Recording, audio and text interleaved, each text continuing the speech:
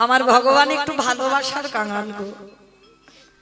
ভগবান অন্য কিছুর কাঙাল নয়, আমার ভগবান একটু ভালোবাসার কাঙাল। ভক্তের কাছে বলে না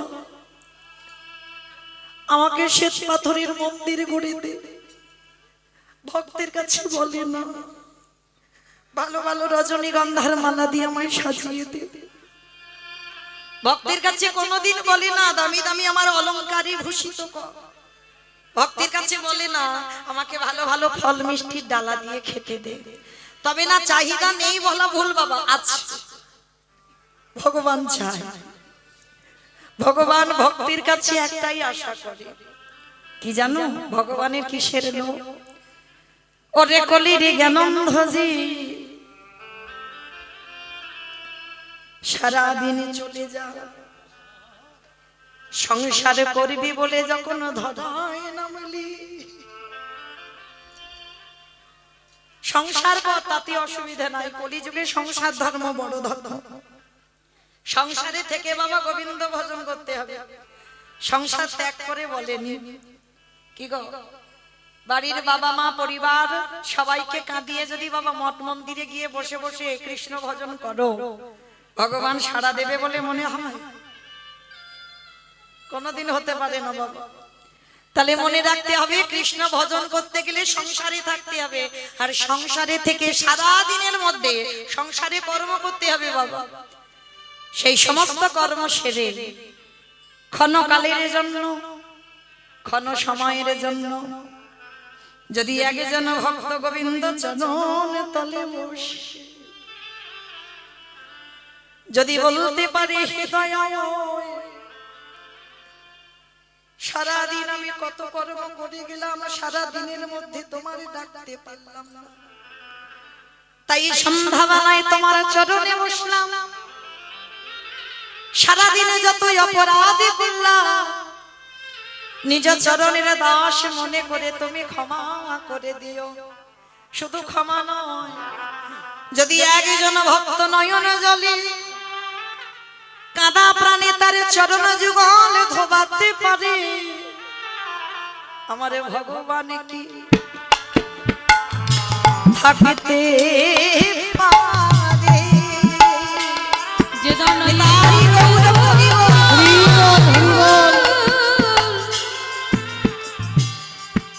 ওই চরণে যুগল ধোয়াতে পারে, আমার ভগবান কি থাকতে পারে? যে জন কাঁদা প্রাণে, কাঁদা প্রাণে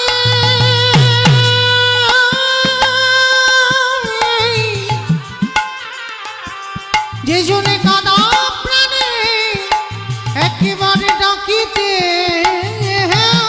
পাহাড়ে, আমার ভগবান কি থাকতে পারে? ভগবান সবকিছু সইতে পারে মা, ভক্তের দুটো বস্তু নয়, এক হলো ভক্তের চোখের জল, ভক্ত যদি কাঁদে ভগবান বলছে জগতের ভক্ত সবাই ভগবানকে আঘাত করে তাতে দুঃখ নেই, ভগবানকে কটু ভাষা বলে দুঃখ নেই, কিন্তু ভগবানের অভিমান তখন হয় যদি একজন ভক্তের অঙ্গে আঘাত হয়, ভগবানের অভিমান তখন হয়, কষ্ট তখন হয় যদি ভক্ত কষ্ট পায়।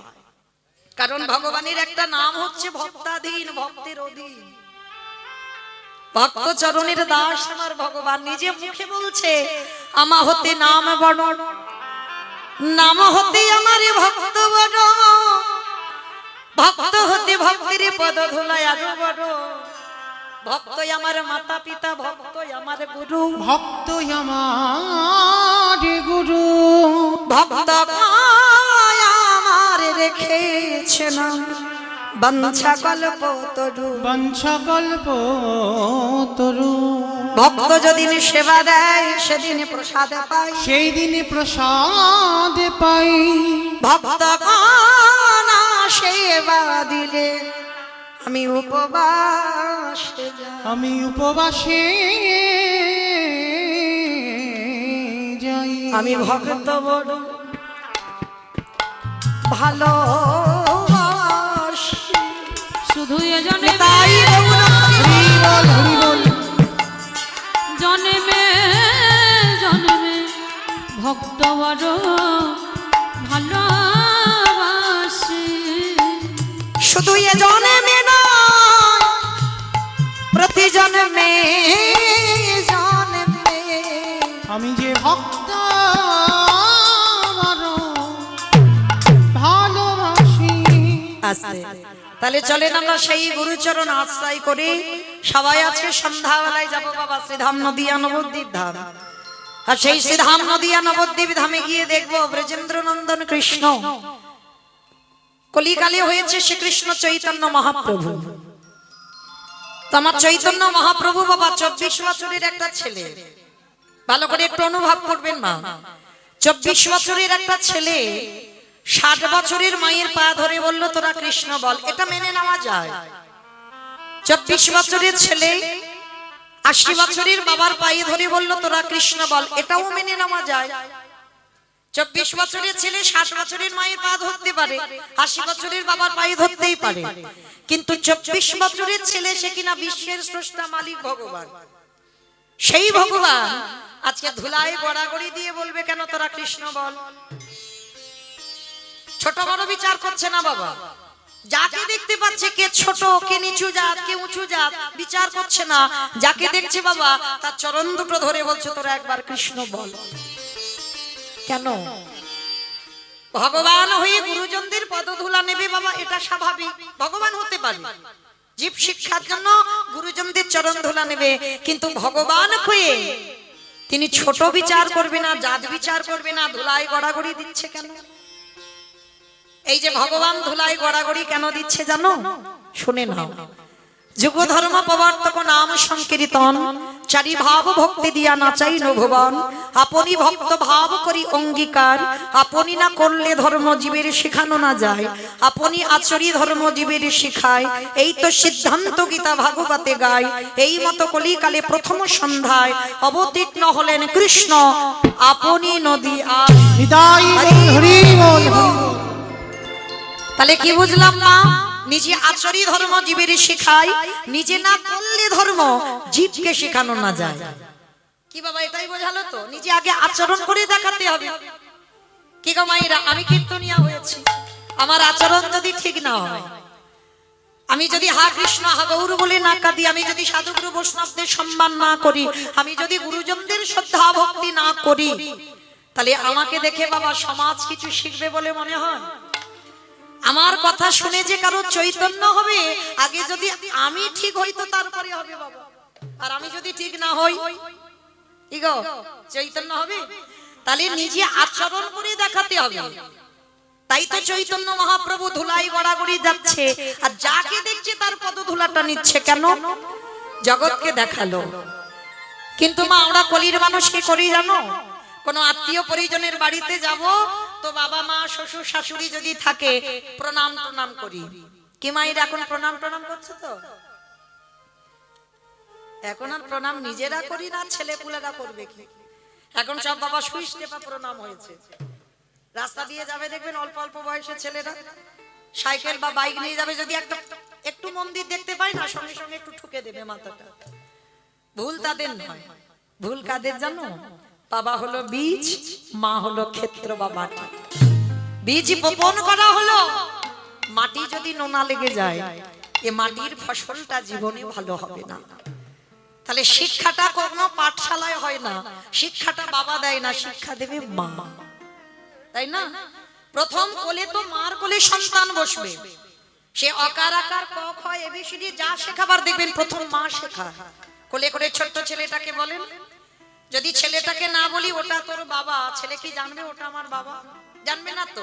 যদি অন্য কাউকে দেখাই তো ছেলে ছোটবেলা থেকে মেনে নেবে ওটাই আমার বাবা। তাহলে শিক্ষাটা প্রথম কে দেবে? মা। ওটা তোর দাদা, ওটা তোর দিদি, প্রথমেই তো মা দেয়। তাহলে শিক্ষা মা দেয়। আর মায়ের জন্য, মায়ের গন্ডগোলের জন্য বাবা আজকে জগৎটা একটা একটা মহান মহান ছেলেদের জন্ম হচ্ছে না। সেই যা আগে হওয়ার হয়ে গেছে বাবা, বিদ্যাসাগরের জন্ম, রবীন্দ্রনাথের জন্ম, নেতাজির মতো ছেলের জন্ম, বিবেকানন্দের জন্ম। কেন? তাদের মাটিটা ভালো ছিল। আর আমাদের মতো মাটি ভালো নেই, তাই তো আজকের ফসলগুলো ভালো হচ্ছে না। আর যদি ঠিক ঠিক মাটি ভালো হতো, বীজ যদি ভালো হয়, ফসল ভালো হতে হবে। তাহলে আজকে দেখেন এই প্রণাম করতে আমরা ভুলে যাচ্ছি, কিন্তু সবার চরণ ধরে বলে যাই বাবা, অবশ্যই করে কৃপা করে ছোট্ট ছোট্ট বাচ্চাদেরকে শেখাবে। বিছানা থেকে নামার পর সবার আগে এই ধরিত্রী মাকে একবার প্রণাম কর। এগুলো ছোটবেলা থেকে শেখাবে, শিক্ষা মা দেয়। প্রথমেই শেখাবেন বিছানা থেকে নামার সঙ্গে সঙ্গে একবার এই ধরিত্রী মাকে প্রণাম কর। কেন? ভালো করে ভেবে দেখেন বাবা, তিনি তো মা, সবার মা। সকাল হলে মায়ের বুকের উপরে পা তুলে দিচ্ছ, আর এই মায়ের বুকের উপরে শুধু পা নয়, সকাল হলে মলমূত্র ত্যাগ করছো। কত যানবাহন এই মাটি খনন করে, বীজ বপন করে, অঙ্কুরিত করে, ফসল ফলিয়ে সেইগুলো আমরা প্রসাদ পাচ্ছি। তাহলে ধরিত্রী মা কত কষ্ট করে, সকালবেলা উঠে সেই মায়ের বুকে যদি পা তুলে দিই, একবার যদি প্রণামটা না করি বাবা, তাহলে কি হবে? কি গো, আমরা হিন্দু ধর্মের মানুষ, আমরা সনাতন ধর্মের মানুষ, এইগুলো ভুলে গেলে হবে না। ছোট ছোট ছেলেদের শেখাবে। আর যদি মা ঠিক ঠিক শিক্ষাটা দেয়, সন্তান ঠিক শিক্ষা পাবে। আবার দেখেন, স্নান করে তুলসী গাছে একটু জল দে, এগুলো কে বলবে? মা তো বলবে। কি গো, ছোটবেলা থেকে যদি শিখিয়ে নাও না, ও ছেলে বড় হয়ে গেলেও কোনোদিন ছেলে ভুলতে পারবে না। এই মায়ের দেওয়া সংস্কার কোনোদিনই ভুলতে পারবে না। আমি দিয়েছি বাবা এই তুলসী তলায় জল দেওয়া, সকালবেলা ঘুম থেকে উঠে ধরিত্রী মাকে প্রণাম করা, এই শিক্ষাগুলো আজ যদি আমার ছেলের কাছে আমি নাও থাকি, যদি আমি এই পৃথিবী ছেড়ে চলেও যাই, তথাপি আমার ছেলে এইটা বলতে পারবে না যে স্নান করে তুলসী গাছে জল দিতে হবে, স্নান করে একটু গীতা পড়তে হবে, সন্ধ্যাবেলা একটু ভাগবত পড়তে হবে, আর ঘুম চোখটা খুলে একবার ধরিত্রী মাকে প্রণাম করতে হবে। তাহলে এই শিক্ষাগুলো আমাদের মতো মারা দেবে। তা আজকের চৈতন্য মহাপ্রভু শিক্ষা দিচ্ছেন, দেখেন কেমন ভাবে জগৎ জীবকে। কোথাও যেতে গেলে মহাপ্রভু মা সচিমাকে প্রণাম করত। আমরাও করি, অনেকে যেতে গেলে প্রণাম করি, কিন্তু একজন ভক্তর হৃদয়ে হাত রেখে বলতে পারবেন, আত্মীয় পরিজনের বাড়ি থেকে ফিরে এসে বাবা মাকে প্রণাম করো?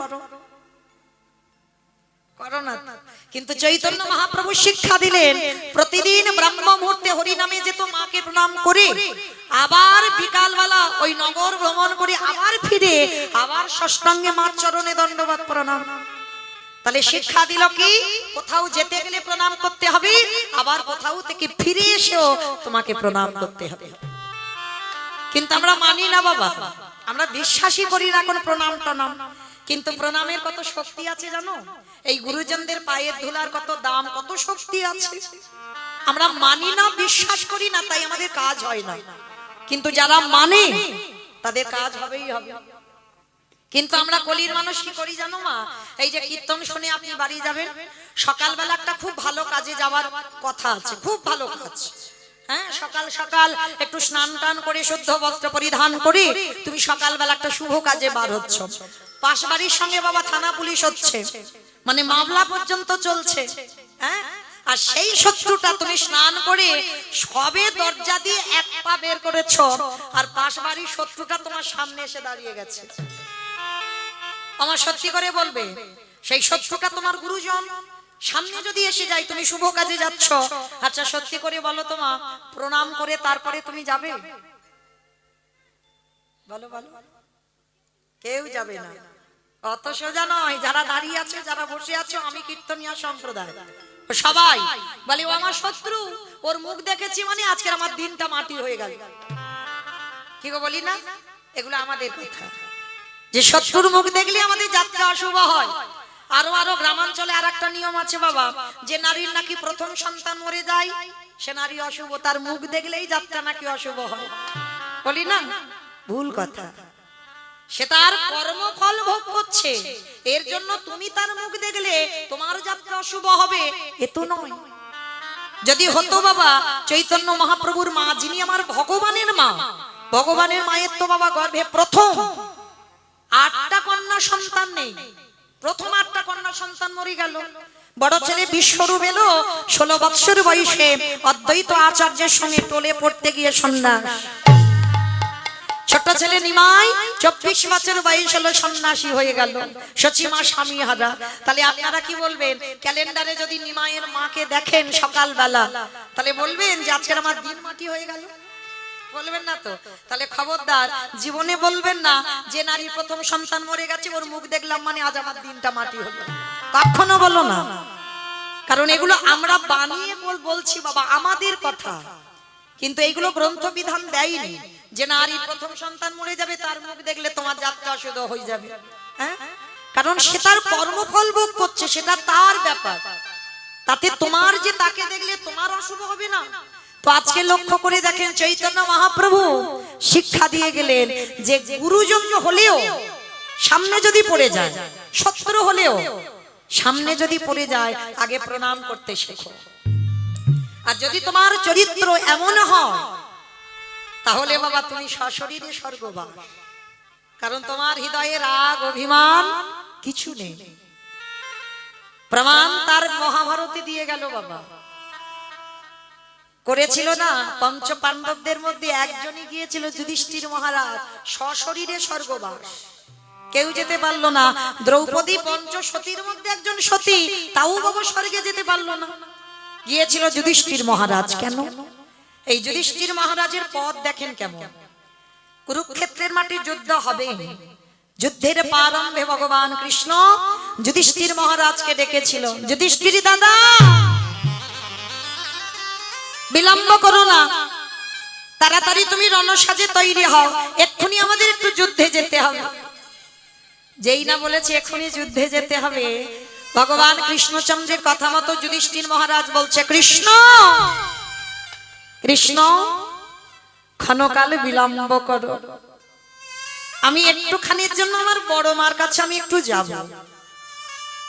আচ্ছা মায়েরা, এখানে যারা কীর্তন টীর্তন একটু শোনেন, যারা শাস্ত্র জ্ঞানী, বলেন তো যুধিষ্ঠির বড় মাটাকে?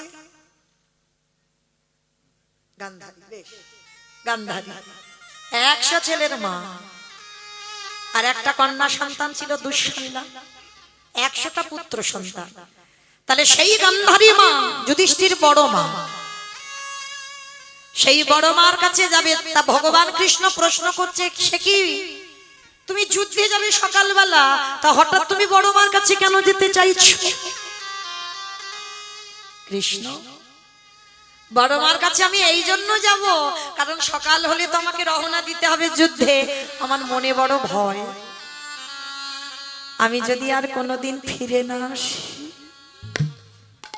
তাই বলছিলাম একটি বার আমি আমার বড় মার পদধূলাটা নিতে চাই। অসম্ভব, অসম্ভব। এটা তুমি কি বলছো দাদা? যে বড় মা সারা জীবন তোমার অমঙ্গল চেয়েছে, যে বড় মা ঠাকুরের কাছে মানত করে কবে যুধিষ্ঠির মৃত্যু হবে, যে বড় মা ঠাকুরের কাছে মাথা ঠুকে বলে কবে পঞ্চ পাণ্ডব নিধন হবে, আর তুমি কিনা যুদ্ধে যাওয়ার আগে সেই বড় মাকে প্রণাম। যুধিষ্ঠির মহারাজ হেসে বলল, কৃষ্ণ এইটা যদি অন্য কেউ বলতো আমি মেনে নিতাম, কিন্তু তোর মুখে সাজে না ভাই। কেন জানিস? সে যে আমার বড় মা, আমার মায়ের থেকেও বড়। এই পৃথিবীতে যে বড় মা হয়,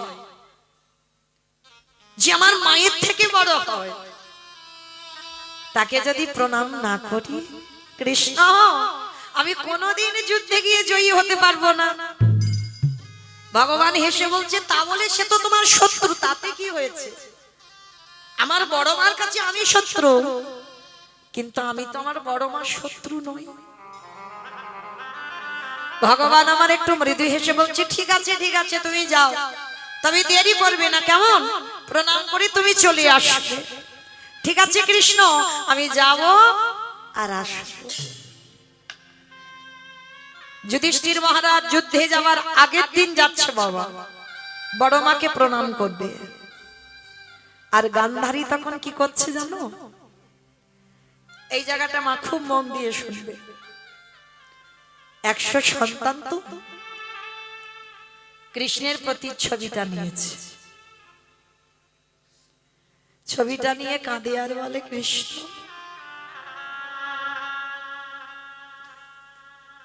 100টা ছেলে দিলি বাবা,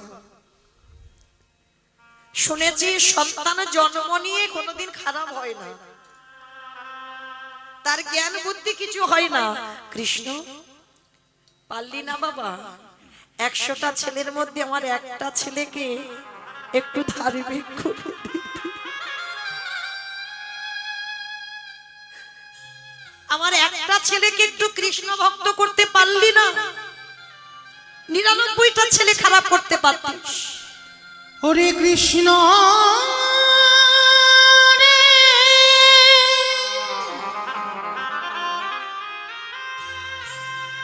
একেবারে দেখা দেখা দে,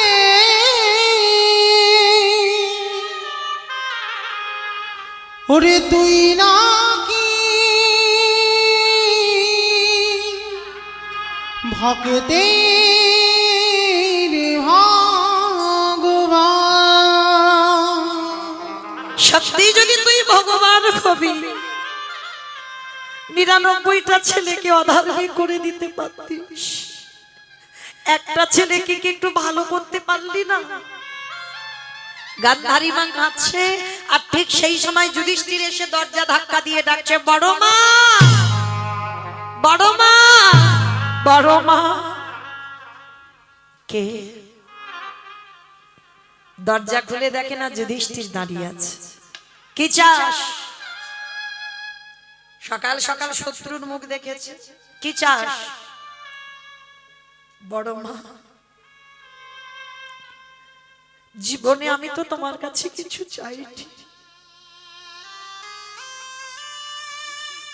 আজ একটা জিনিস চাইবো, তুমি দেবে বড় মা। গান্ধারী বললেন, বল কি চাস? যদি আমার কাছে থাকে আমি দেব। আছে বড় মা, আছে বলেই তো তোমার কাছে এসেছি। বেশ বল। না ওরকম করে নয়, আগে তুমি আমার মাথা ছুঁয়ে বলো, যা চাইবো তুমি দেবে। বললাম তো যদি আমার কাছে থাকে তো দেব। আছে বললাম না? তুমি ছাড়া এই পৃথিবীতে কেউ দিতে পারবে না। বেশ বল কি? আমি তোর মাথা ছুঁয়ে প্রতিজ্ঞা করলাম, যদি আমার কাছে থাকে আমি তোকে দিয়ে দেব। বড় মা মনে রেখো, তুমি জানো কথার খিলাফ করো না, কথা দিয়েছো। বেশ, আঁচলটা পেতে যুধিষ্ঠির কোমরে যে ধটিটা ছিল পেতে দিয়ে বলছে, ওগো বড় মা,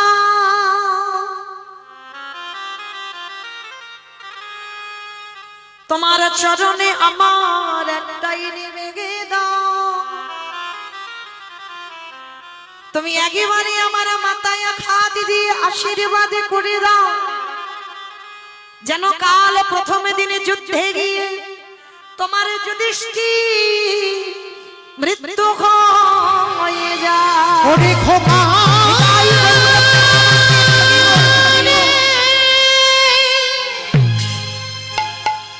তুই এমন করে বলিস না, আমি যে বড় মা হয়ে সহিতে পারিব। চুপ কর, চুপ কর, একটা কথা বলিস না বাবা। তুই আমার কাছে মৃত্যু কামনা কেন করছিস? কাল তুই প্রথমে যুদ্ধে যাবি। বড় মা, এই পৃথিবীতে যদি বড় দাদা বেঁচে থাকে, যদি কোলের ছোট ছোট ভাই চলে যায়, এই জগতে যদি কোনো দাদা হয়ে থাকে,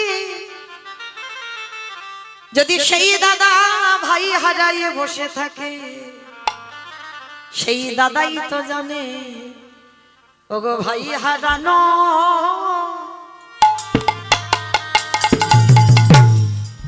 কত বেদনা। যে জন হারাইছি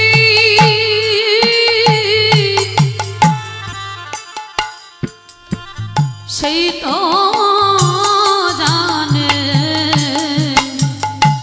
ছোট ভাই হারানো কি বেদনা।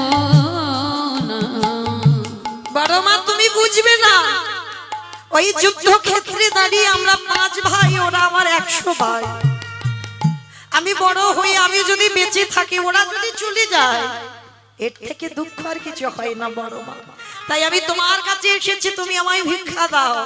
আমাকে যেন কালকে যুদ্ধে আমার প্রাণ যেন চলে যায়। যে গান্ধারী সব থেকে বড় শত্রু, সেই গান্ধারী যুধিষ্ঠিরকে বুকে ধরে বলল, খোকা রে, জীবনে এই বড় মা তোর ভালো চাই রে। এই জীবনে প্রথমবারে তোরে করিলাম আশীর্বাদ, ওরে যথা ধরে মা তথা জয় হো। ওরে অধরে হোক ক্ষয় রে যথা ধর্ম তথা জয় হো। যথা ধর্ম তথা জয়, অধর্মের হবে ক্ষয়। পিছনে দুর্যোধন বলে উঠল, মা তুমি করলে কি? ওটা তোমার তোমার ছেলে নয়, ও তোমার শত্রু। গান্ধারী যুদ্ধে যাওয়ার আগে বলল, খোকা বন্ধ কর, আমি তোর মা হয়ে বলছি, তুই এই রক্তের খেলা বন্ধ করে দে। পারবি না, কেন জানিস? যে পক্ষে আমার কৃষ্ণ রয়, সে পক্ষের কি অপমৃত্যু হয়? কারণ আমি নিজে চোখে দর্শন করলাম, আমার কৃষ্ণ রয়েছে পাণ্ডবদের সনে। তাই হাজার চেষ্টা করলেও পারবি না বাবা ওদেরকে নিধন করতে। তাই আমি মা হয়ে তোর আদেশ দিলাম, বন্ধ করে দে যুদ্ধ। কিন্তু বাবা যারা অহংকারী ছেলে হয়, যারা অহংকার মঞ্চে বসে থাকে, তাদের বাবা কারোর কথা কানে যায় না। তারা নিজেকে মনে করে আমি যেটা করছি ঠিক, আমি যেটা বলছি সেটা ঠিক। শুনলো না গান্ধারীর কথা। আজকের গান্ধারী বলল, খোকা রে, এই জগতে যে জন ধর্মকে আঁকড়ে ধরে, স্বজন ধর্ম তারে রক্ষা করে। যে জন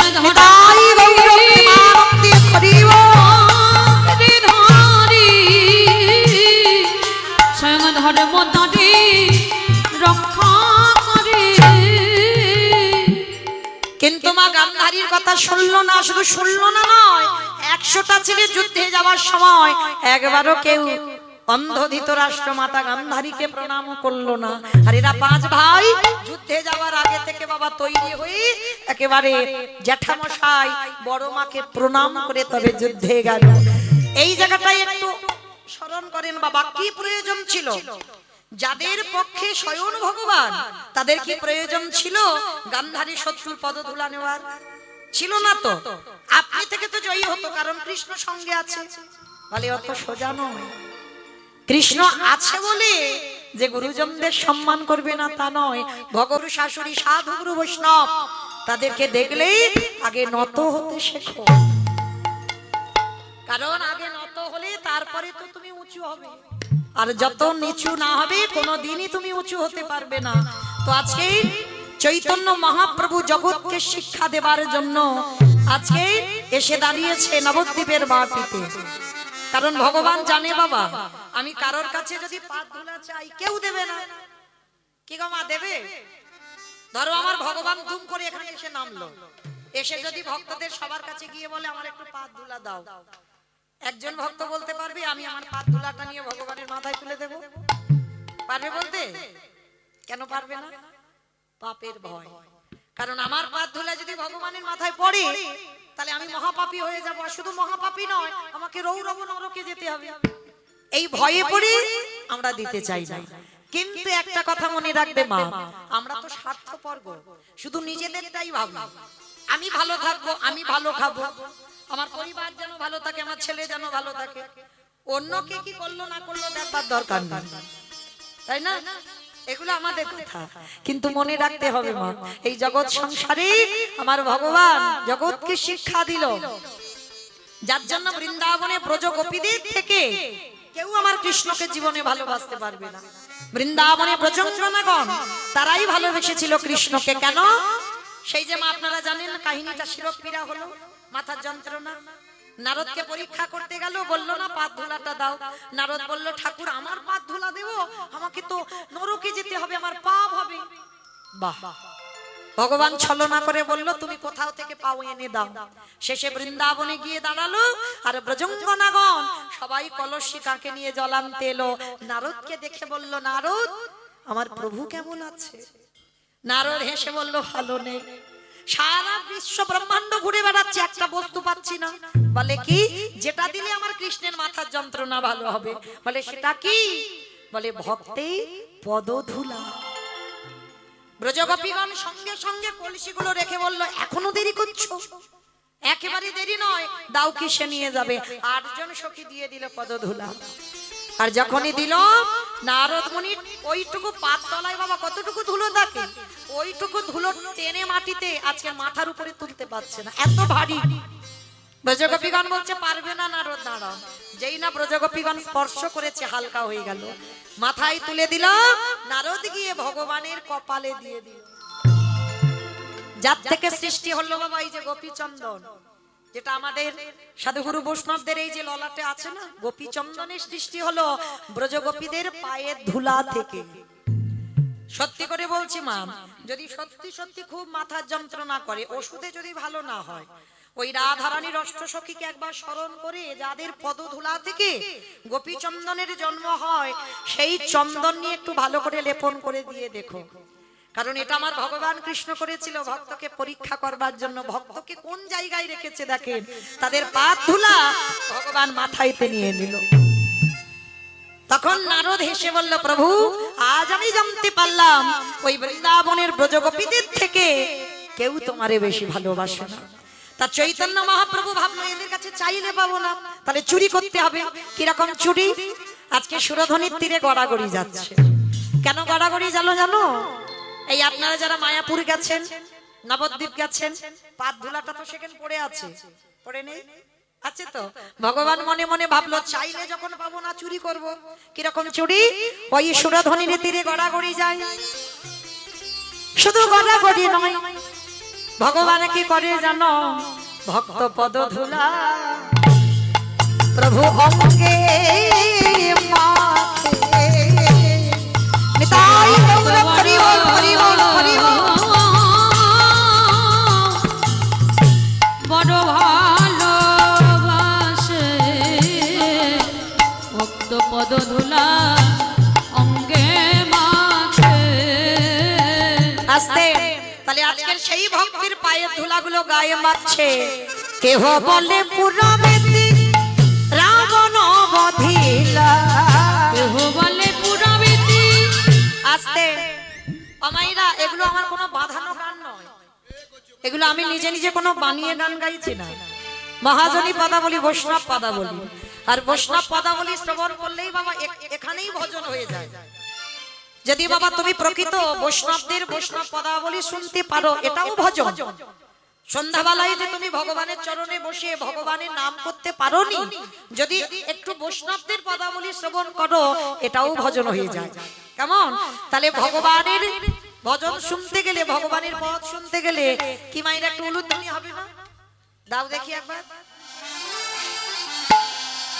কেহ বলে পুরাবেতি রাবণ বধিলা, কেহ বলে পুরাবেতি আমার গোড়ারি গোড়া গোড়া গোড়ারি।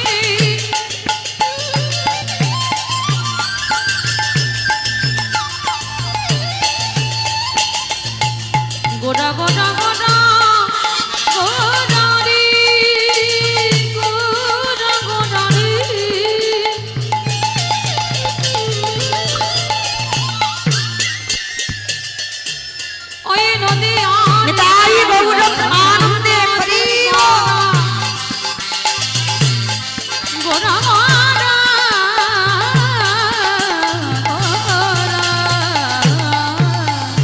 ওরে কেহ বলি পুরাবেতে রাবণ বধিলা ওগো গোলকের বৈভবে লীলা প্রকাশ করিলা গোলকের বৈভব লীলা প্রকাশ করিলা ওই গোলকের বৈভবে লীলা প্রকাশ করিলা শ্রী রাধারে ভাবে গোড়ায় অবতারা শ্রী রাধারে ভাবে গোরা অবতার হরে শ্রী রাধারে ভাবে গে গোড়ায় অবতার হরে কৃষ্ণ নামে গৌর করিলা প্রচার হরে কৃষ্ণ নাম তাই গৌর করিলা প্রচার ওই হরে কৃষ্ণ নামে গৌরে করিলা প্রচার নামে গৌরে করিলা প্রচার এইবারে লীলা প্রকাশ হলো এইবারে লীলা প্রকাশ হলো এইবারে লীলা প্রকাশ হলো এইবারে লীলা প্রকাশ হলো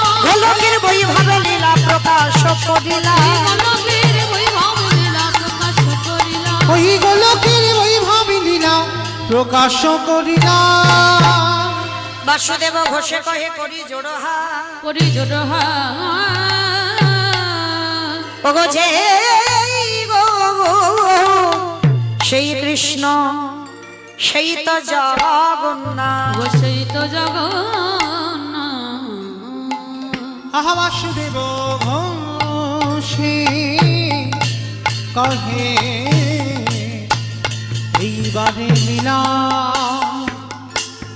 প্রকাশ হলো বাসুদেব ঘোষে কহে खेटा दादी तेरे तो डकली तक तेरे को जाऊं तेरे तो डकली तक तेरे को जागी ना के दे जागी ना বাসুদেব धीरे दादी तेरे तो डकली तक तेरे को तेरे ती ताकि तेरे तो डकली तक तेरे को जाऊं तेरे तो डकली तक तेरे को जागी ना के दे जागी धा तेरे दादी तेरे को तो दादी तेरे को तो दादी तेरे को तो दा ताऊ तेरे तो डकली तक तेरे को खेता जने जा खेता जने जागे वो ঘোষে কহে এইবার লীলা প্রকাশ হলো বাসুদেব ঘোষে কহে এবার লীলা প্রকাশ হলো বাসুদেব ঘোষে কহে এইবার লীলা প্রকাশ হলো বাসুদেব ঘোষে কহে এইবার লীলার প্রকাশ লরে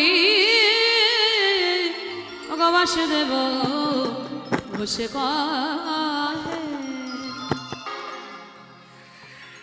রাধে চলুন এবার আমরা সবাই যাব বৃন্দাবন আর যেতে গিয়ে একটা ভজন গাইতে গাইতে যাওয়া হোক কিমা একটা ভজন হবে তো সবাই যাব তো যারা যারা যাবো একটু উলুধ্বনি দাও রাখাল রাজা বনে দেরে কোথায় বৃন্দাবন রাধা কুণ্ড শ্যাম কুণ্ড গিরি গোবর্ধন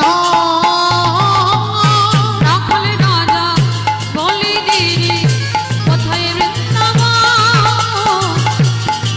কুণ্ড রাধা কুণ্ড গিরি গোবর্ধন রাখাল রাজা বলে দে রে কোথায় বৃন্দাবন রাধা কুণ্ড স্বামী কুণ্ড গিরি গোবর্ধন রাখাল রাজা বলি দিদি কোথায় বৃন্দাবন শ্যামে কুণ্ড রাধা কুণ্ড গিরি গোবর্ধন ওই ভাগ্যবতী শ্রী যমুনায় উজানে বয়ে যায় কেশি ঘাট এবং শিবার আছে সারা ভাগ্যবতী শ্রী যমুনা উজান বয়ে যায় কেশি ঘাট এবং শিব আসে শ্যামরা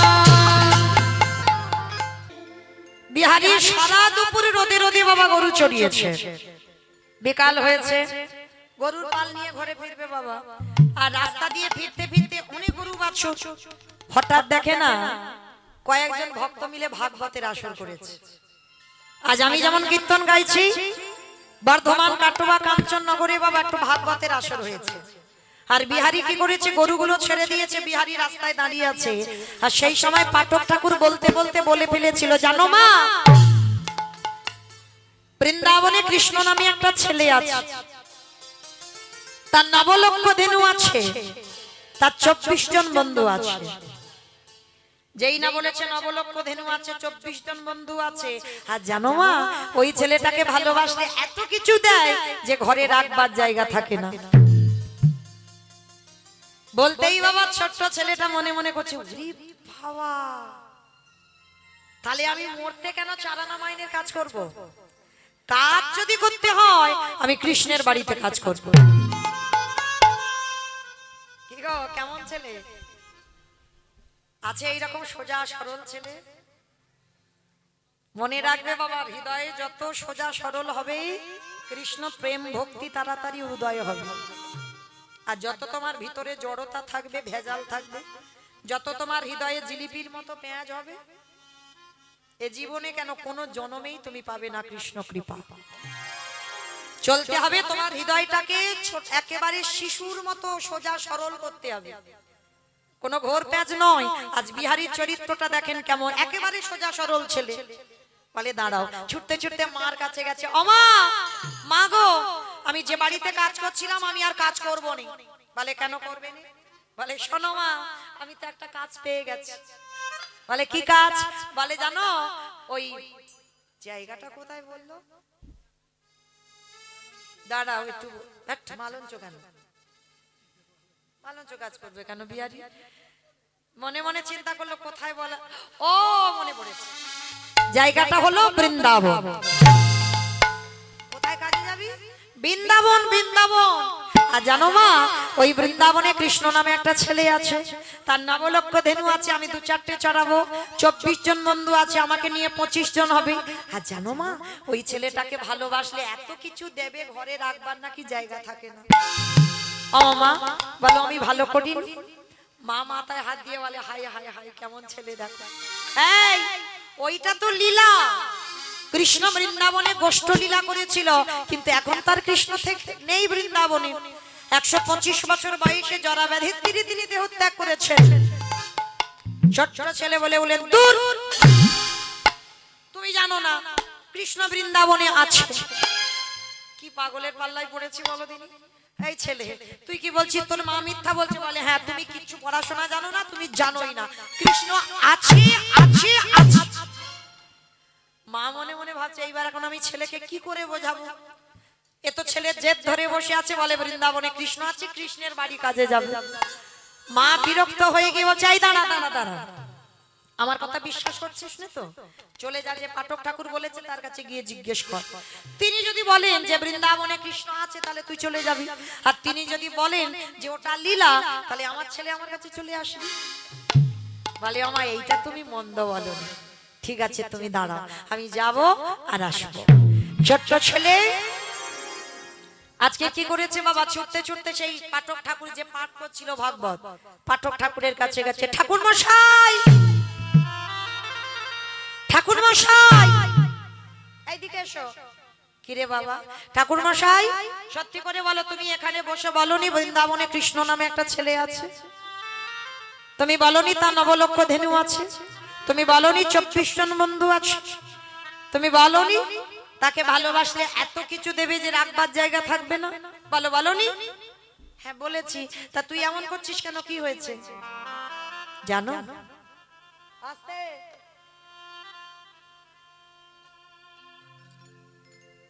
বলো তুমি এখানে বসে বলনি? যেই না বলেছে বলনি, পাঠক ঠাকুর বলছে হ্যাঁ বলেছি। তাতে কি হয়েছে তুমি জানো? আমি যে বাড়িতে কাজ করছিলাম সেই বাড়ির কাজ আমি ছেড়ে দিয়েছি।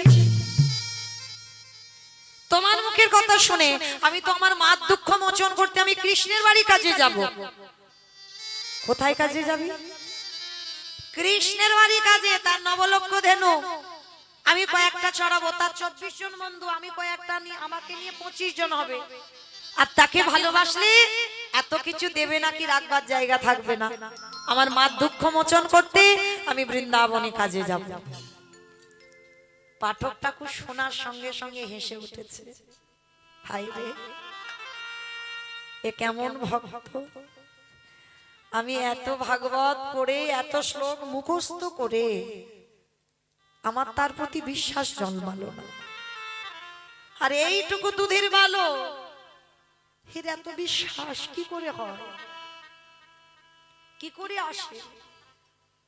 আজকে ছোট্ট বিহারী দাঁড়িয়ে আছে, পাঠক ঠাকুর মনে মনে ভাবছে একে আর সত্যি কথাটা বলবো না, কারণ সত্যিটা বললে ও বিশ্বাস করবে না।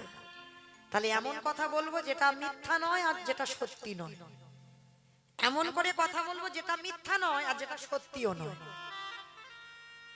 ছোট্ট বিহারী বলছে কি হলো ঠাকুর মশাই বলো, বৃন্দাবনে কৃষ্ণ নেই? ওরে বিহারী রে, ওরে আমার ডাকে আমার কৃষ্ণ বৃন্দাবনে নতুন করে লীলা করবে না।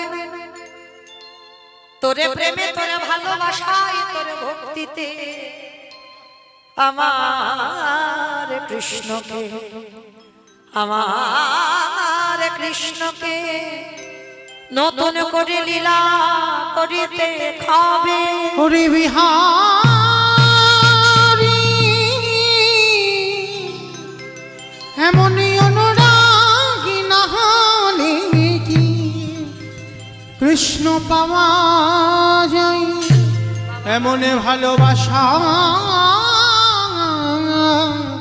না দিলে কি কৃষ্ণ পাওয়া যায় রে?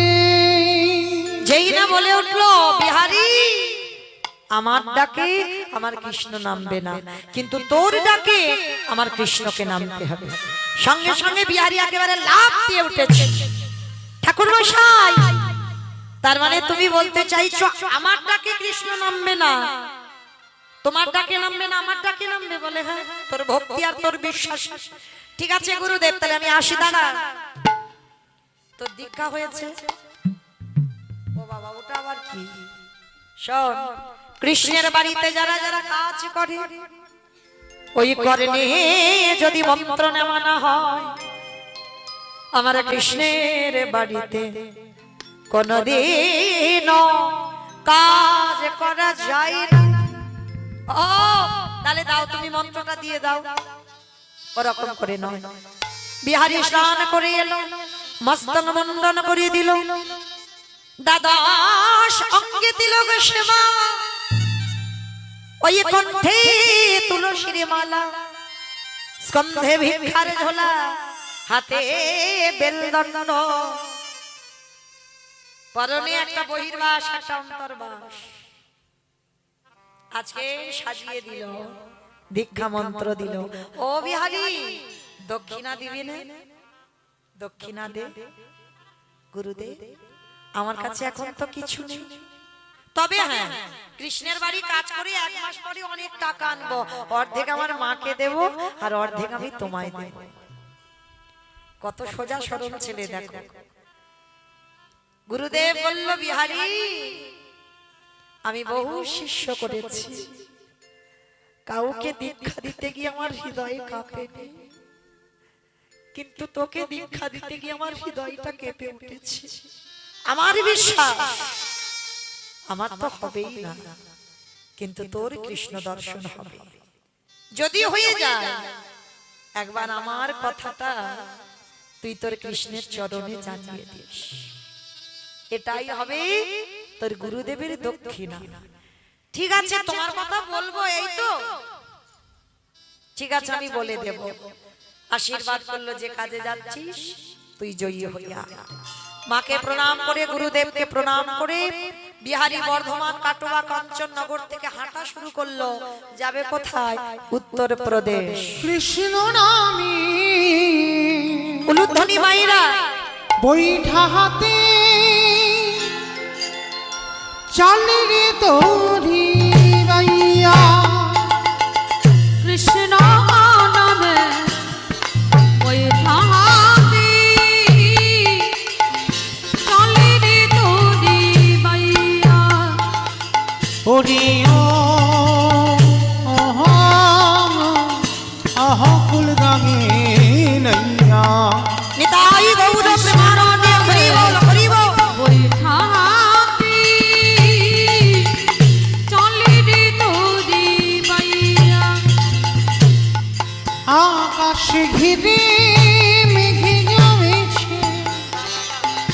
হয়ে গিলে তোরে কৃষ্ণ আছে কৃষ্ণ নামে ঘন ঘটা দেহিবি রে গুণাইয়া ওরে ও নিতাই গৌর প্রেমানন্দে হরি বল হরি বল হরি বল। কৃষ্ণ নামে বৈঠা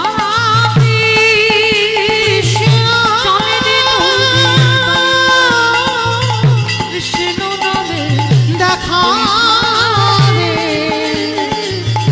কৃষ্ণ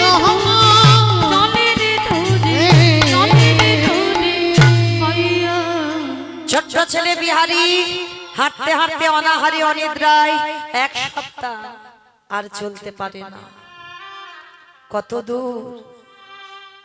কত দূর বন্ধু, এবার একটু আমায় কাছে করে নে না, আর যে চলতে পারি না, বড় কষ্ট, বড় ব্যথা, বড় যন্ত্রণা, একেবারে দেখা দে।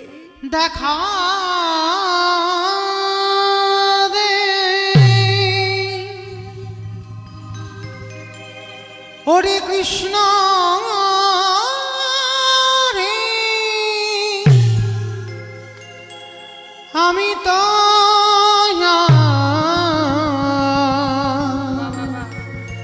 চলিতে পারি না দেখা দি কৃষ্ণ রে দেখা দে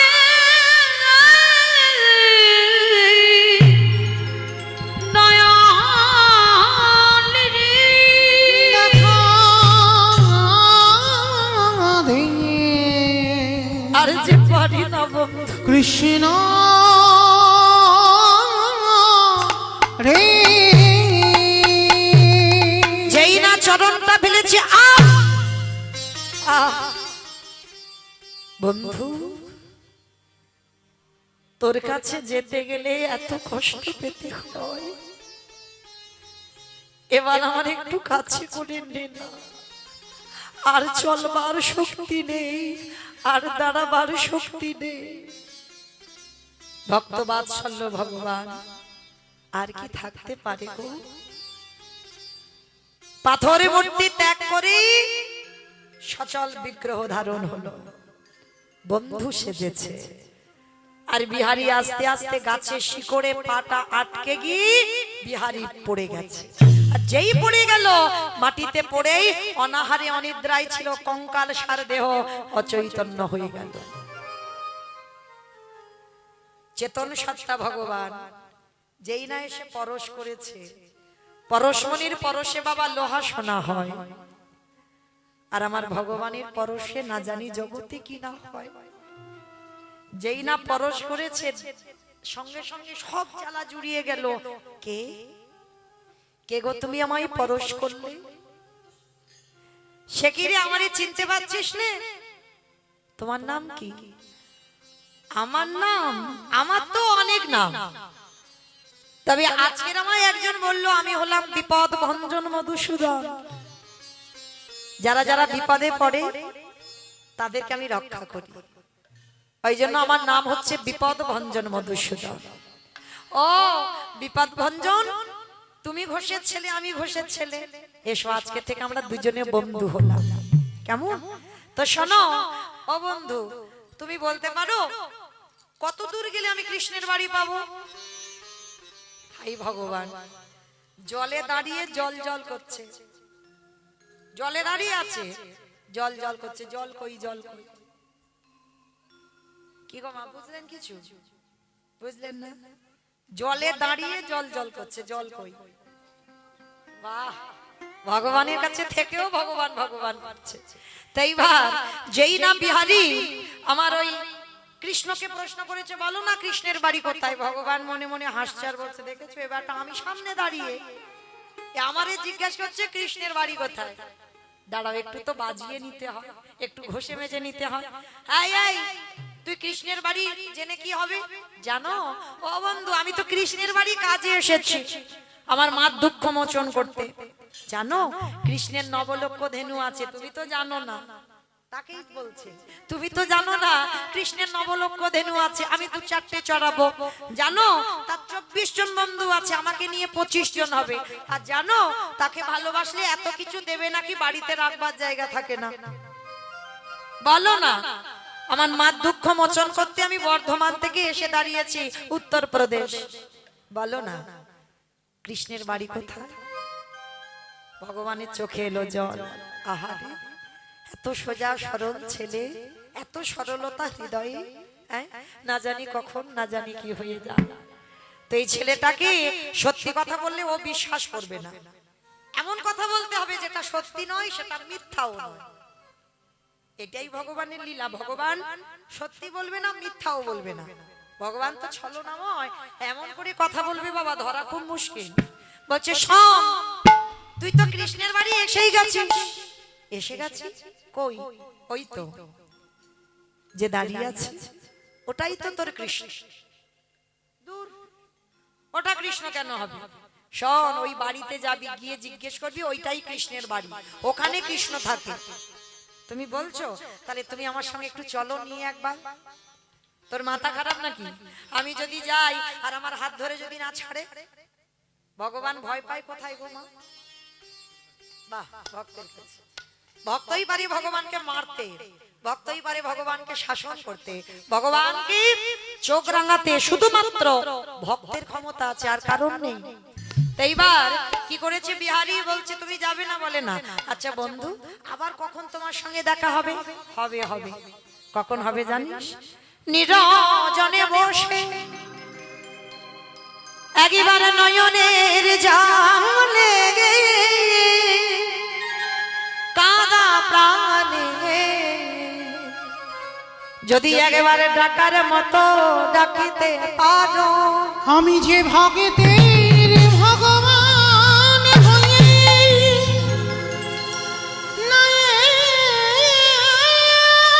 সে কি রহিতে পারি। আমি যে ভক্তে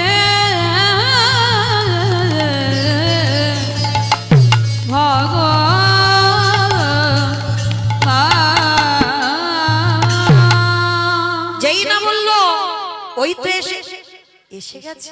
ঠিক আছে তুমি তাহলে যাও, আমি দেখে আসি। ভগবানকে ধরেও ছেড়ে দিল। বুঝতে পারলো না, জানতে পারলো না। ভগবান কিছুটা দূরে গিয়ে অন্তর্ধান হয়ে চলে গেছে। আর বিহারী গিয়ে পূজারীর বাড়িতে ডাকছে, কৃষ্ণ ও কৃষ্ণ। পূজারী বেরিয়ে এসে যায়, কে তোর কৃষ্ণ? কোথাকার কৃষ্ণ? কাকে কৃষ্ণ বলে ডাকছিস? নাম কি? বাড়ি কোথায়? থাকিস কোথায়? বাবা মাকে পরিচয়? অনেক কথা বলে যাচ্ছে।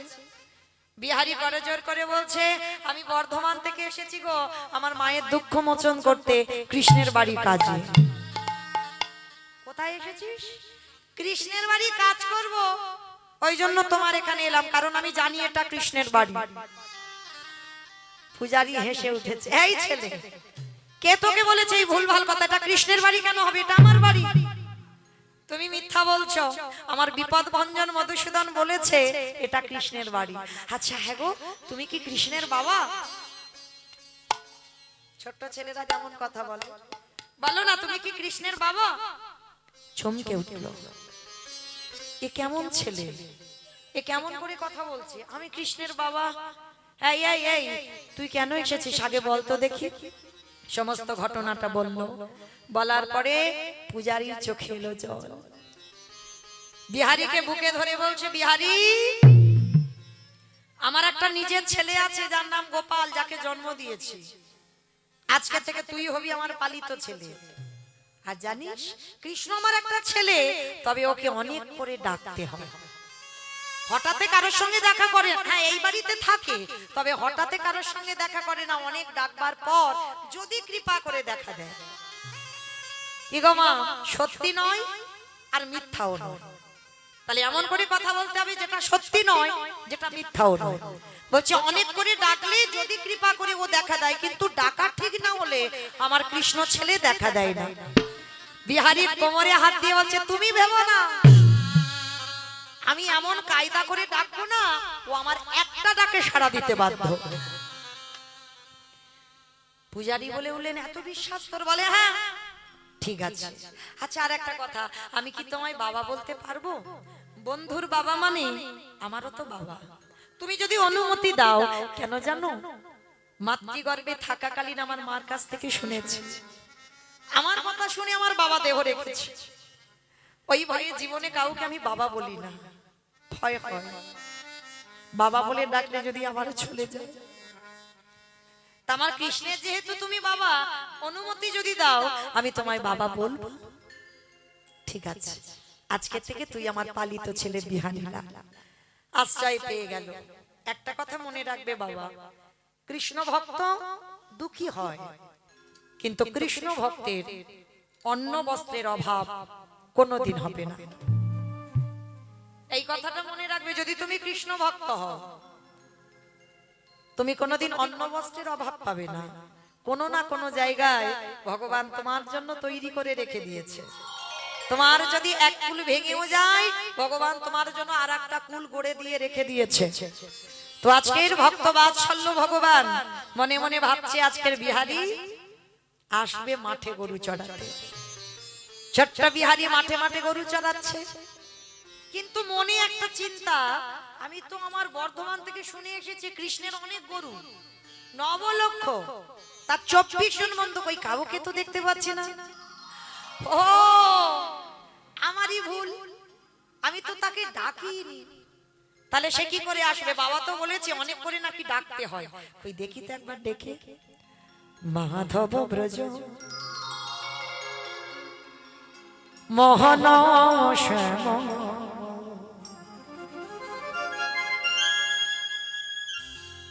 সুন্দর গিরি ধারি, সুন্দর গিরি ধারি, মাধব ব্রজ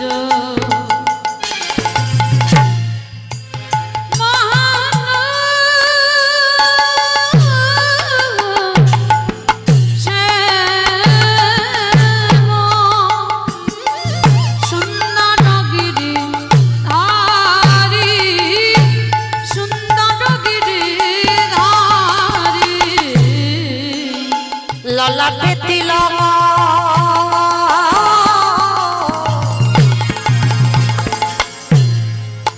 ময়ূর পাখা, রাধার নাম পিতাতে আছে বলে ললাটে তীক্ষ্ণ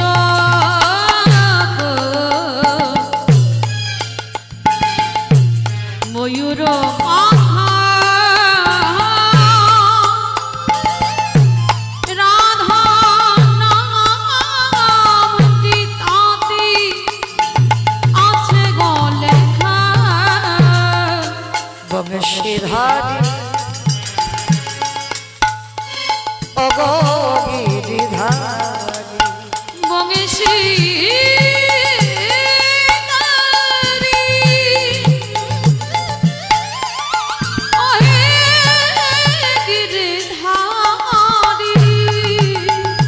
সুন্দর গিরিধারী, সুন্দর গিরিধারী, সুন্দর গিরিধারী, সুন্দর গিরিধারী, দেখা দে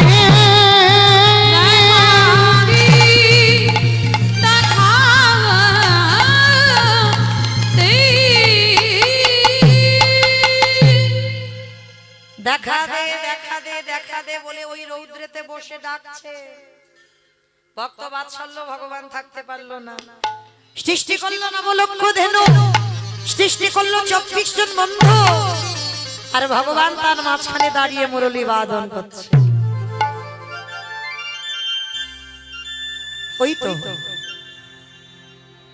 ওই তো আমার কৃষ্ণ। বন্ধু আজকে যা হলো হলো, কালকে তোর সঙ্গে তোর মাঠে গরু চড়াবো। আবারও ধরতে পারলো না, আবারও ছেড়ে দিল। বিহারী ঘরে ফিরে এলো। পরের দিন হয়ে গেল একাদশী। কি গো মায়েরা, কতজন একাদশী করেন? একবার হাতটা তোলেন তো দেখি। কি গো, এই কটা? খুব খিদে পায়? খুব খিদে পায়? বাহ, বলে খুব খিদে পায়। কি গো মায়েরা, সংসার সুখের হয় পুরুষের গুণে, রমণীর গুণে? তা রমণীর যদি গুণে হবে তাহলে হ্যাঁ গো, এতগুলো রমণী হাত কই? ছোট হয়ে গেছে। বেশ, তো যাই হোক, কি গো মায়েরা, এটা আমার কথা নয়, খনার বচন, তাই তো? সংসার সুখের হয় রমণীর গুণে। ঘরের রমণী যদি ঠিক হয়, ঘরের নারী যদি ঠিক হয়, তবে সংসারের লক্ষণ ভালো হয়। পুরুষের জন্য নয়, ও যত পুরুষ সুলক্ষণা হোক না কেন, নারীর জন্য সংসার। নারী হচ্ছে শক্তি, কেমন? দশভুজা দুর্গার অংশভূত আমরা। তাহলে মনে রাখতে হবে মা, সংসার যদি সুখের নারীদের জন্য হয়, আমরা সনাতন ধর্মের মানুষ হই, হিন্দু ধর্মের মানুষ হই, কিছু কিছু নিয়ম তো আমাদের মানতে হবে, তবে তো সংসারের মঙ্গল হবে। চরণ ধরে বলে যাই মা, কিছু করেন না করেন, অন্তত একাদশীটা করেন। যারা করেন না তাদের বলে যাচ্ছে, আর যারা করেন তাদের দণ্ডবত প্রণাম। আর যারা করেন না অবশ্যই করে একাদশীর উপবাসটা করবেন। কারণ আমি তো বলছি না নির্জলা থাকবেন, কেন নির্জলা থাকবেন? অনুকল্প পাবে, কি গো, দুধ ছানা এগুলো পাবে, বাদাম পাবে, পঞ্চশস্যটা বাদ দিলেই হবে। তাহলে এটুকু পারা যায় না?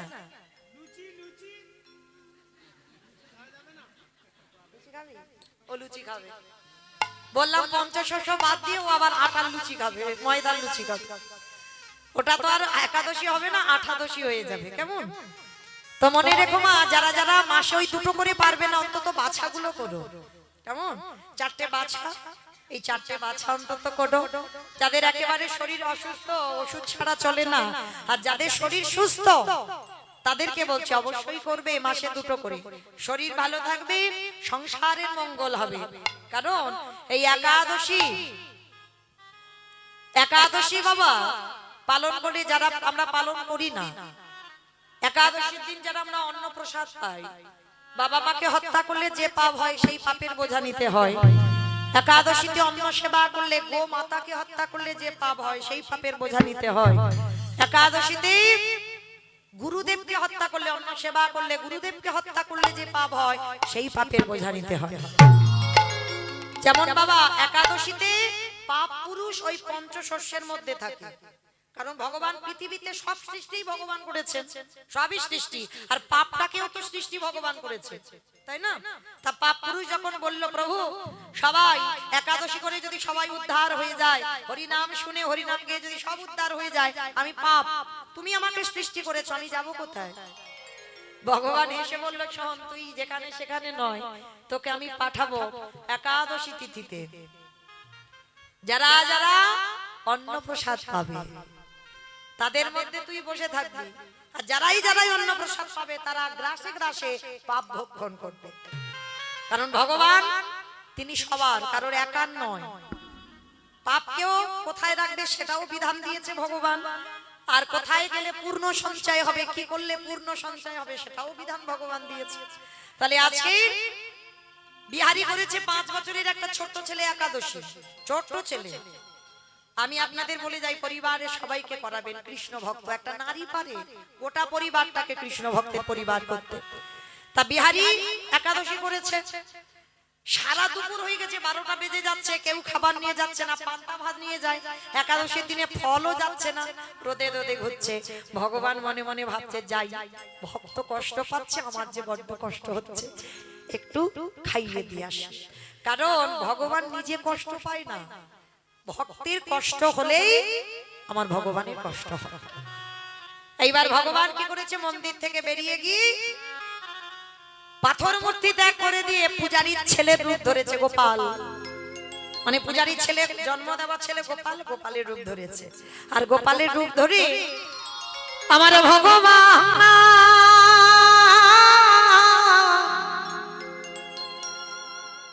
ওই পাথর রূপ ত্যাগ করে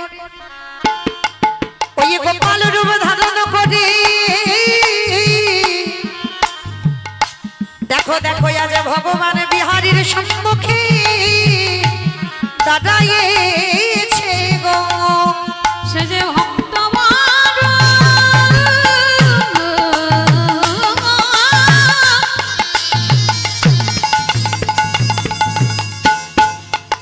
সে যে ভক্তবান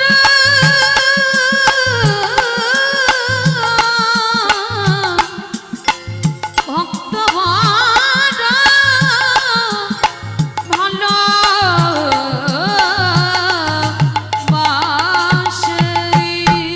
যারা গীতা পাঠ করেছেন গীতার একটা শ্লোক আছে অনন্য চিন্তায়ন্ত মাং যোজন পর্য পশ্বতে দশানিত্যাভিযুক্তানা যোগক্ষেম বহম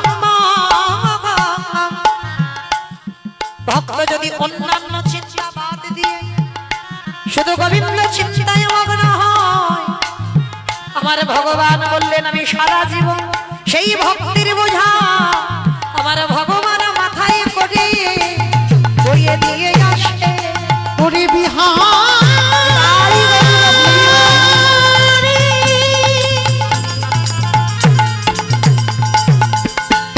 ওরে সবাই আমায় ভালোবাসে বটে কিন্তু তোর মতো করে আমায় কে ডাকে না রে। যেই না বলেছে তোর মতো করে এই বাবা তোকে পাঠালো এইটুকু ছেলে তুই মাঠে এসেছিস ভগবান চিনতে পারলো না ধরতে পারলো না খাবারটা খাইয়ে ভগবান চলে গেল বিকালবেলা বিহারী এসে বাবাকে ডাকছে বাবা ওইটুকু গোপাল তুমি ওকে মাঠে পাঠিয়েছো আমার খাবার নেই পূজারি তো অবাক আমি তো কাউকে পাঠাই নাই আর আসল গোপাল বলছে এই তুই বাবাকে মিথ্যা বলছিস কেন আমি কি তোর খাবার নিয়ে গেছি পূজারি বলছে আমি পাঠাইনি মানে আমার ছেলে মিথ্যা বলছে না আর এটা বিশ্বাস আমার বিহারী মিথ্যা বলছে না তাহলে মিথ্যা বলছে কে কি গো মিথ্যার পাহাড় তো এক জায়গায় আছে সব থেকে বড় মিথ্যাবাদী সে কি নয় সব থেকে বড় মিথ্যাবাদী এইবারে পূজারি গিয়ে যেই না দরজা খুলেছে দরজা খুলে গিয়ে দেখে না আমার ভগবান বাঁকা করে বাঁকা হাতে কালো শশী দাঁড়িয়ে আছে পাথরের চরণ দিয়ে বাইর হচ্ছে রক্তের ধারা উড়ানিতে লেগে আছে ধুলো কাটা আর জানতে বাকি হয় কে মাঠে নেমেছিল আর কিচ্ছু বললো না পূজারি পাথর মূর্তি যেমন মূর্তি দাঁড়িয়ে আছে কিন্তু চরণ দিয়ে ধুলো কাদা বালি উড়ানিতে কাঁটা নাচল লেগেছে মানে মাঠে গেছিল বনে জঙ্গল দিয়ে বোঝা গেছে কিচ্ছু বললো না এসে বাবা বিহারীকে বলছে বিহারী আজকের পর থেকে তুই মাঠে যাবি না বাবা মাঠে যদি না যাই আমি মাইনে পাবো না আর মাইনে না পেলে আমার মার দুঃখ মোচন হবে না এই মাঠে যাবি না কেন আজকে থেকে তুই মন্দিরে দারোয়ান হবি ও মায়েরা চাকরির প্রমোশন হয়ে গেল মাইনে বেড়ে গেল আগে মাঠে গরু চড়াচ্ছিল ওর মাইনে আলাদা আর মন্দিরে দারোয়ান হয়েছে ওর মাইনে আলাদা ঠিক আছে যখন দারোয়ান হতে হবে হব আর বাবা বলে দিয়েছে কৃষ্ণ ঘরে ঘুমায় তুই পাহারা দিবি ওই এখনো এত সোজা সরল ছেলে দরজায় পাহারাদার ভগবান মন্দিরের ভিতরে কৃষ্ণ ঘুমাচ্ছে ও জানে কৃষ্ণ মানে আমার মতো একটা ছেলে ঘুমাচ্ছে পাহারা দিচ্ছে হঠাৎ গভীর রাত্রিবেলা একটা বুড়ো আর বুড়ি এসেছে একটা বুড়ো বুড়ি এসে বলছে বিহারী দরজা ছেড়ে দে বলে কেন বলে মন্দিরে আমি যাব বলে অসম্ভব মন্দিরে যাওয়া যাবে না বলে কেন যাওয়া যাবে না কারণ কৃষ্ণ ঘুমাচ্ছে দূর আমরা রোজ রোজ আসি আর তুই বলছিস কৃষ্ণ ঘুমাচ্ছে বলে হ্যাঁ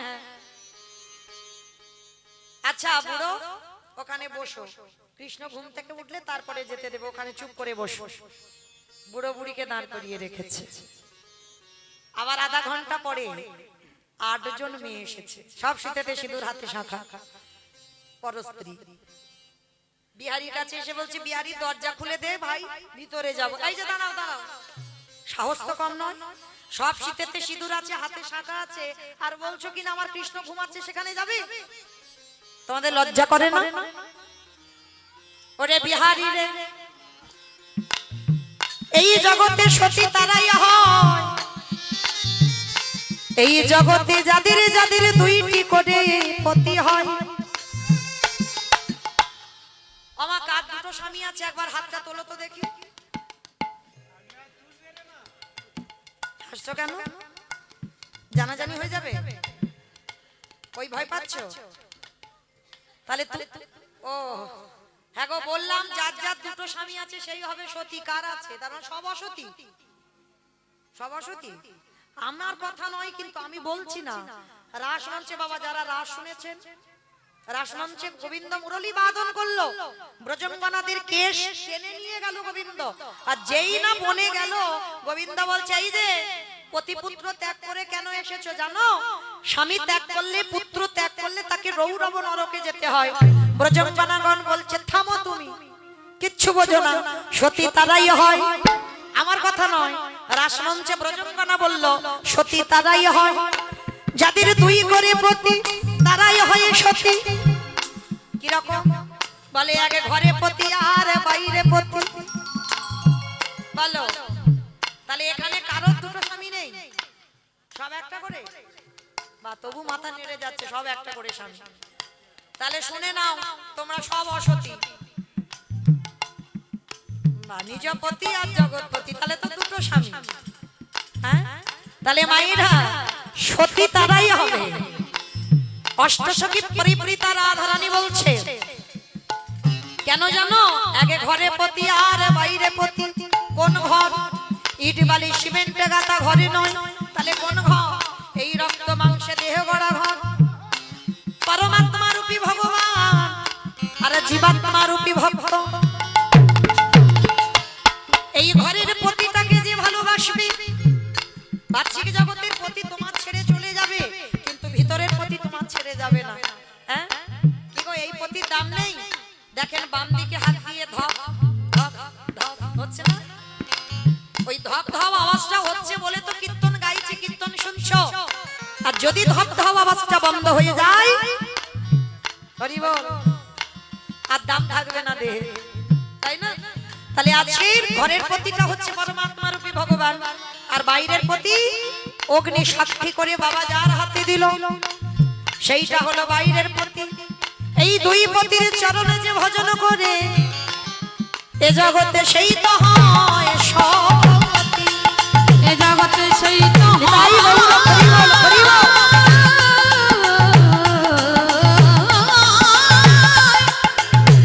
সতী।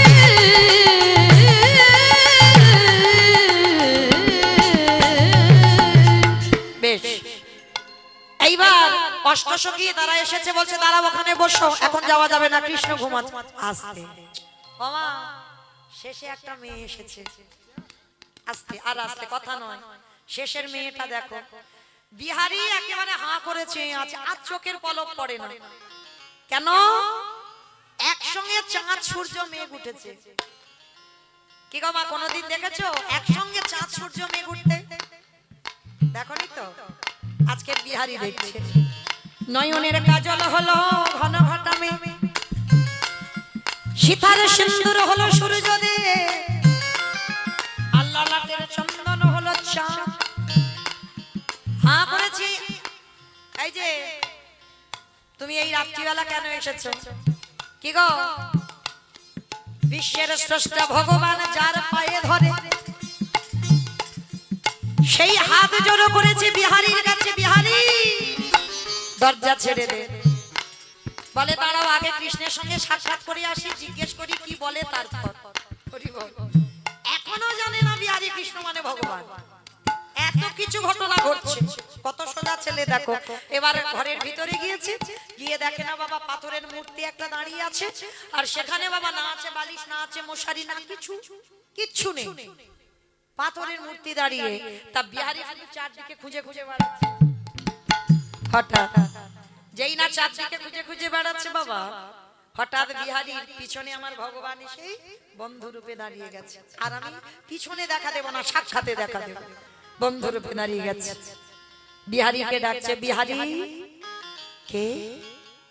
আমি তোর বন্ধু কৃষ্ণ। দূর, তুই আমার বন্ধু হবি কেন? তুই তো ভগবান কৃষ্ণ। ওরে বোকা, যেই আমারে যেমন ভাবে ভালোবাসে আমি তার কাছে তেমন ভাবে ধরা দিই। কেউ যদি বলে বন্ধু হয়ে যাই বন্ধু, কেউ যদি বলে পুত্র হয়ে যাই পুত্র, কেউ যদি বলে পতি হয়ে যাই পতি, কেউ যদি বলে চরণের দাস হয়ে যাই দাস, কেউ যদি বলে ঘরের দারোয়ান হয়ে যাই বলি রাজার মতো, তার ঘরের দারোয়ান আমি হয়ে যাই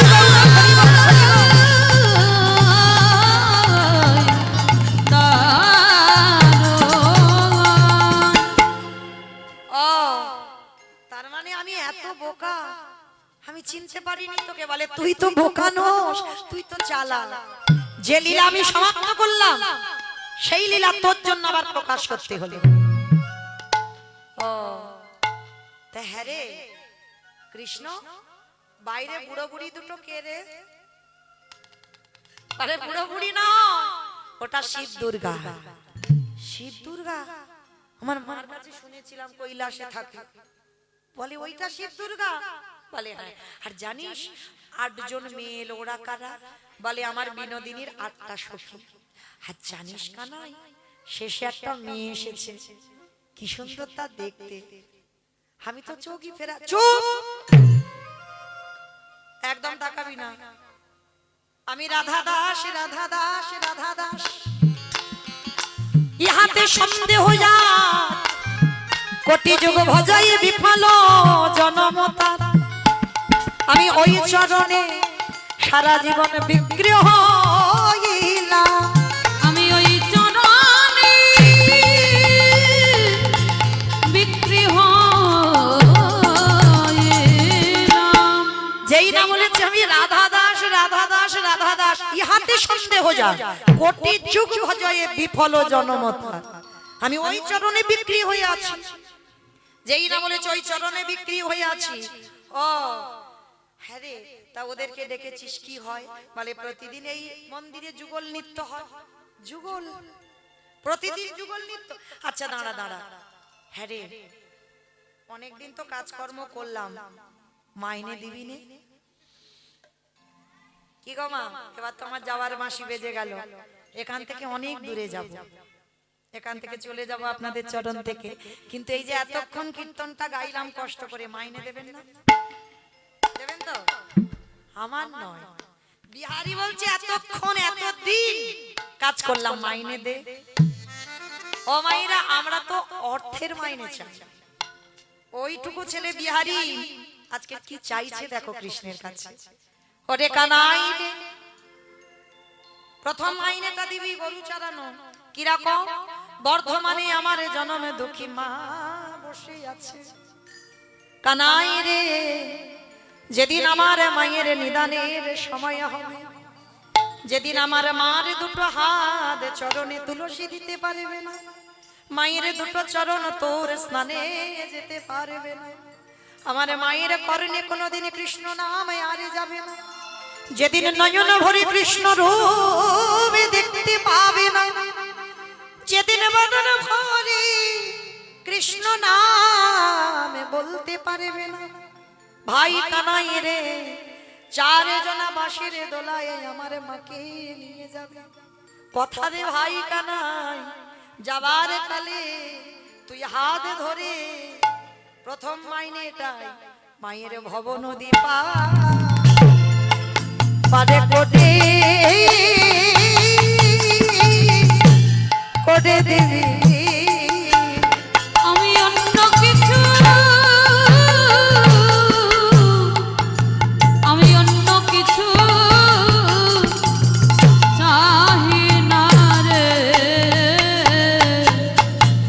হাতে ধরে পা তুই করে দিবি। তাহলে আমার মাকে কৃপা কর। এটা গরু চুর। আরে শোন, চাকরির প্রমোশন হয়েছিল, ওইটা একটু বেশি দিতে হবে। বল কি দিতে হবে? শোন, গুরুদেব বলেছিল দক্ষিণা দিতে, দে। বল কি চাস? কানাই রে, যার জন্য তোরে সাক্ষাতে দেখলাম, কি গো মা, কার জন্য দেখতে পেলে গো বিহারী সাক্ষাতে কৃষ্ণ? পাঠক ঠাকুর গুরুদেব যে কর্ণে দীক্ষা মন্ত্রটা দিয়েছে, যার আদর্শে চলে, আজকে সেই তারই কৃপায় সাক্ষাতে গোবিন্দ দর্শন। যেই না দর্শন হয়েছে, দে আমার গুরুদেবকে চরণের ধারে ধারে না লিখে রাখবি। আমি আর তো কিছু তাই গৌর প্রেমানন্দে হরি বল। চাই না রে, চরণের ধারে ধারে না লিখে রাখবি। তাহলে মাকে কৃপা করলি, গুরুজিকে কৃপা করলি, ভগবান বলছে হ্যাঁ রে, তুই কিছু নিবি না? বলে তুই পাগল নাকি, আমি নেব কেন? মানে বন্ধু বন্ধু যেমন কথা হয়, আমি নেব কেন? আমি তো সব থেকে বড় ধনী। আমা বলো তো, পৃথিবীতে সব থেকে বড় ধনী কে?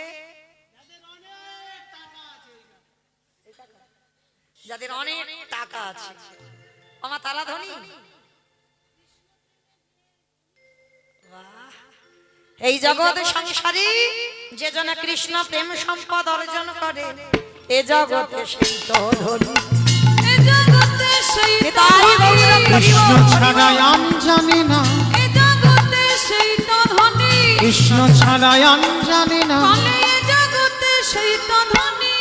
যেই না বললো বাবা এ জগতে সেই ধনী হয় যার হৃদয় কৃষ্ণ প্রেম সম্পদ ধনে ধনী, সেই ধনী হবে। তাই এবার বিহারী, তুই তো চাইবি না, আমি নিজে দিয়ে দিই। কি দিবি কানাই? এতদিন আমি বৃন্দাবনের বঙ্গজি ছিলাম, আজকে তোর নাম আমার নামে জুড়ে বৃন্দাবনে নতুন করে প্রতিষ্ঠিত হব। বৃন্দাবনে বঙ্গবিহারী লাল কি জয়। বঙ্গবিহারী লাল কি জয়।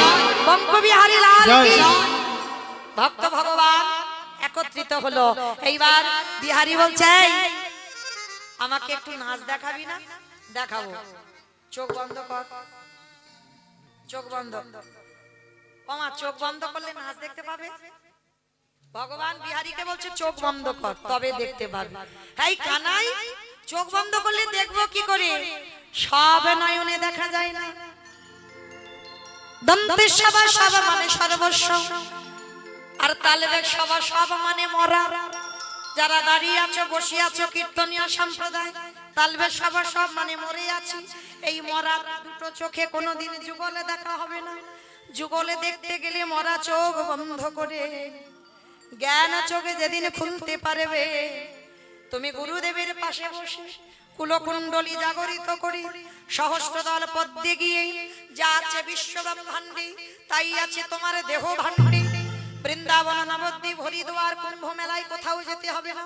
যদি কেউ নিজেকে চিনতে পেরে যায়, দেখবে হৃদয় মাঝে যুগল নৃত্য করে। যে জন চিনতে পারি, হৃদয় মাঝে যুগল বসে আছি। বলি আনে জায়গায় পাবে না ভাই, আরে হৃদয় মাঝে যুগল বসে আছি। বলি ধরো ধরো এই চরণ ধরো, হৃদয় মাঝে তাই গৌর করিব। একেবারে ধরো ধরো চরণ ধরো, আরে যে সময় বাকি নাই, একেবারে ধরো ধরো চরণ ধরো। আরে যে সময় বাকি নাই হে, যুগল মাঝে যুগল বসে আছি। বেশ, এইবার লক্ষ্য করেন, যেই না আমার ভগবান দরজাটা খুলে দিল, ওই যে শিব দুর্গা পাহারাদার দরজায় দেখবেন যে কোনো পূজাতে বাবা দেবী ঘট বসানো হয় না, তাই তো? দেখেছো দেবী ঘট? ওই ঘরটা হচ্ছে হরের ঘরণী কাত্তায়নী মহামায়া। উপরে দেখবেন শশীষ ডাব বাবা ভোলানাথ, আর ঘটের ভিতরে গঙ্গা জল।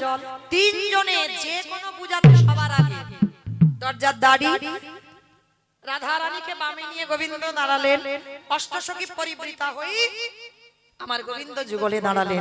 ভক্তগণ সাক্ষাতে, বিহারী সাক্ষাতে যুগলে দর্শন করলেন। মনে চাহি প্রাণে চাওয়া, মনে চাই প্রাণে চাওয়া, ওগো দিলে যাই যা রে গো। কুঞ্জ সাজাবো গো। কি গো সাজাবে না? কুঞ্জটা সাজাতে হবে তো। যে কুঞ্জে আমার ভগবান আসবে, আজকে না আসো, কালকে না আসো, এ জন্মে নাই আসো, কোন না কোন জন্মে ভগবান আসবে। তার জন্য সবাইকে হৃদয় কুঞ্জটা পরিষ্কার করে রাখতে হবে। কই তোলো দেখি একবার আমার সঙ্গে দুটো হাত সবাই। কি গো মা, আমাদের ঘরে যাওয়ার সময় হয়েছে, চলে যাব, চলো। আর যারা যারা ঘুমাচ্ছ একটু ঠেলা দিয়ে তুলে দাও। চলো দেখি হাত দুটো তোলো, ঠান্ডা চলে যাবে। একসঙ্গে তালে তালে করো তালে।